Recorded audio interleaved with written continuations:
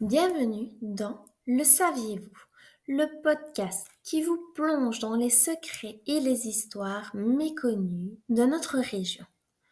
Aujourd'hui, direction la cour Cambronne, une petite impasse discrète de Dizon qui cache bien des anecdotes.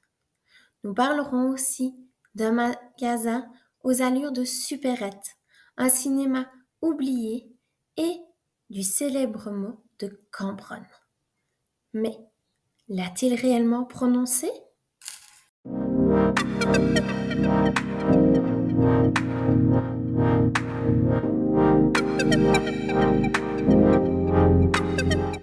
La cour Cambronne, une impasse aux multiples vies.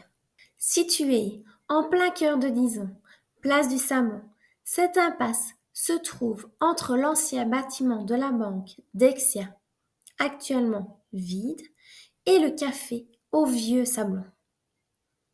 Un panneau y indique cour privée, ce qui a un jour conduit une habitante à penser, à tort, qu'il s'agissait d'une école privée. Pourtant, aucune classe n'y a jamais été tenue. Au début du XXe siècle, avant même l'arrivée de la banque, on y trouvait un magasin général, ancêtre de nos supérettes modernes. Ce commerce possédait de tout: alimentation, quincaillerie, papeterie, jouets et même quelques vêtements de travail. Un lieu incontournable pour une clientèle modeste qui venait y faire ses emplettes à prix abordable. Mais ce magasin ne servait pas seulement à faire ses courses. Un espace polyvalent au fond du magasin, en arrière-boutique, une petite salle était disponible à l'emplacement pour organiser des mariages, des communions, des spectacles de cabaret ou même de théâtre. Une scène y était même installée, accueillant parfois des troupes itinérantes.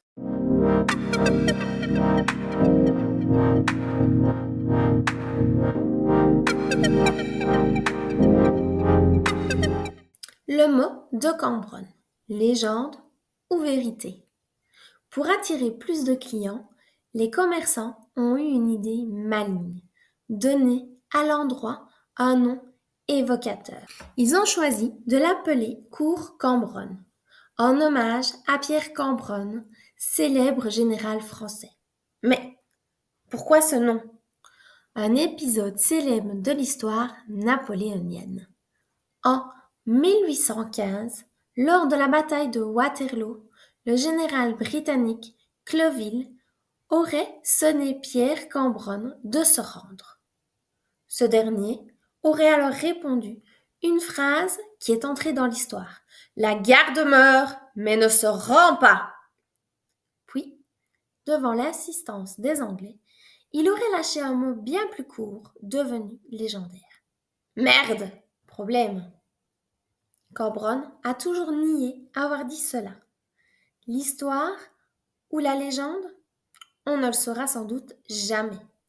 Mais une chose est sûre, son nom est resté gravé dans les livres d'histoire. Ce genre d'idée marketing ne date pas d'hier.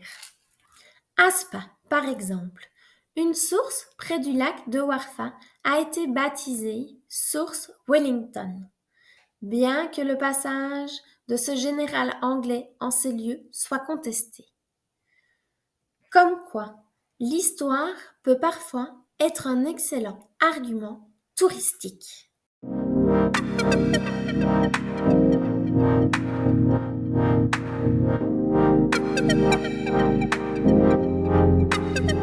Le caméo, du théâtre au cinéma.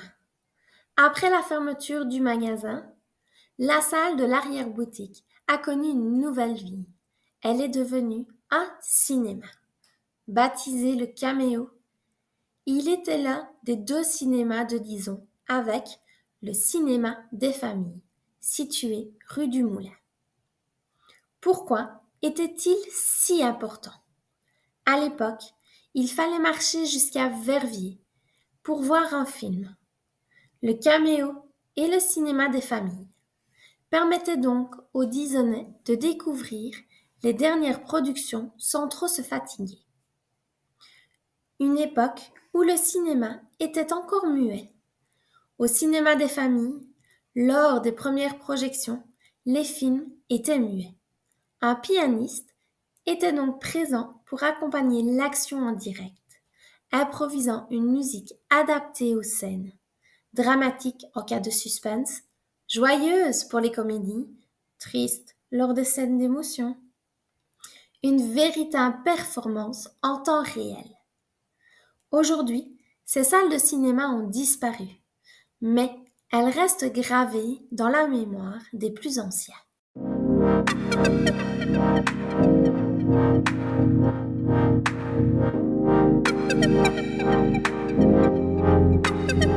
De la petite supérette à la salle de cinéma, en passant par une légende napoléonienne, la cour Cambronne nous rappelle que chaque recoin de Dison a une histoire à raconter.